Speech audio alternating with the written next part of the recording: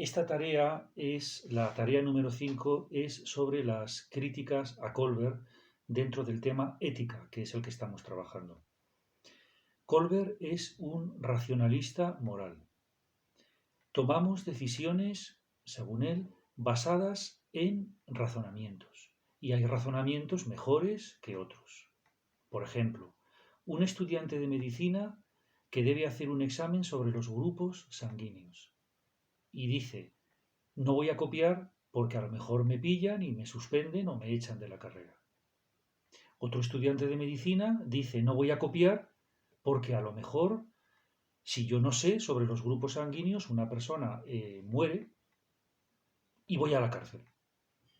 Y un tercer estudiante dice, no voy a copiar porque a lo mejor una persona muere al no saber yo sobre los grupos sanguíneos y se pierde una vida humana por mi culpa.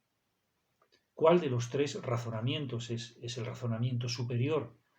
Parece claramente que el tercer razonamiento. Esto diría Colbert.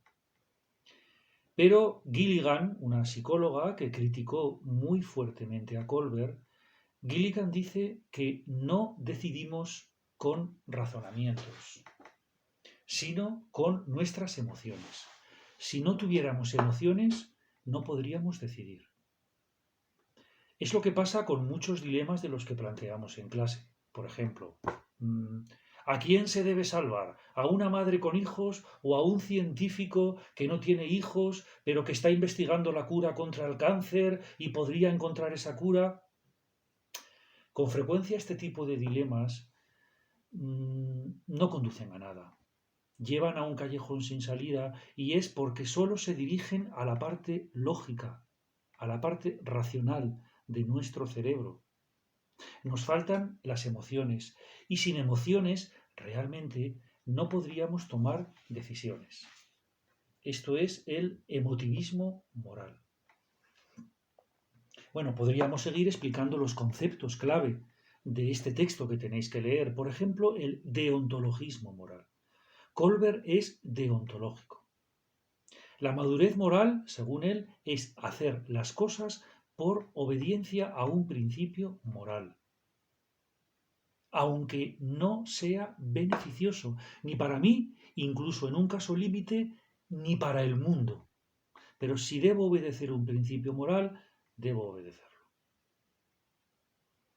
Los utilitaristas, en cambio, dicen que es absurdo seguir un principio moral si, como consecuencia, el mundo va a salir perjudicado. Dicen que siempre debemos elegir la acción más beneficiosa para la mayoría, que siempre debemos elegir la acción que hará un mundo mejor, por así decirlo. Entonces tenemos el deontologismo frente al utilitarismo. Una de las preguntas que os hago en la tarea es, ¿crees que sería correcto coger los órganos de una persona condenada a muerte, un criminal que ha hecho mucho daño a la sociedad, condenado a muerte en Estados Unidos, aquí no hay pena de muerte? ¿Sería correcto coger los órganos de esa persona sabiendo que él no ha dado el consentimiento? Por ejemplo, imaginemos que en la cárcel se convirtió a una religión que le prohíbe donar los órganos. En fin, siempre que hago este tipo de preguntas llegamos a lo mismo, ¿no? Se dirigen solo a la parte racional de nuestro cerebro. Nos faltan las emociones porque no estamos en esa situación. Aún así, creo que a veces merece la pena hacer estas preguntas. Por último, Colbert es un autor formalista. Supongo que recordaréis el caso del marido que se preguntaba si debía robar o no una medicina para curar a su mujer, una medicina que él no podía pagar. Mucha gente piensa que la respuesta correcta es sí, claro, debe robar la medicina. Mucha gente piensa que los que responden sí debe robar la medicina están moralmente más avanzados y no es así. No necesariamente es así. Puede haber una persona que diga sí que debe robar la medicina porque si no ¿Qué van a pensar de él?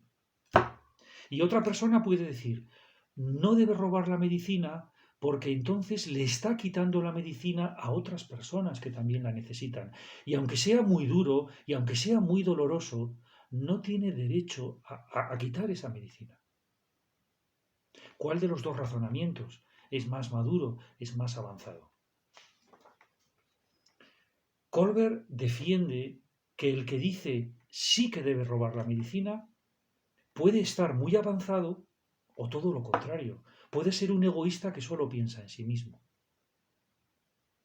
Según Colbert, el valor de una acción no depende de lo que hagas, sino de los motivos por los que lo haces, de tu forma de razonar. Por eso se llama formalismo. Esto es muy discutible, por supuesto. Según eso, un asesino podría ser un asesino, por ejemplo, un dictador que ha asesinado a cientos de miles de personas, incluso a millones de personas. Pensemos en el líder de los Yemeres Rojos en Camboya, que asesinó a todo aquel que sabía leer y escribir, porque quería hacer una sociedad desde cero. Él pensaba que estaba haciendo un mundo mejor. Sería monstruoso decir que esta persona es una persona, un modelo moral. Claro, él lo hacía pensando que hacía un mundo mejor. Pero claro, no puede ser que eso justifique cualquier tipo de acción, cualquier tipo de decisión. Esta es la crítica que hacen los objetivistas al formalismo moral de Colbert.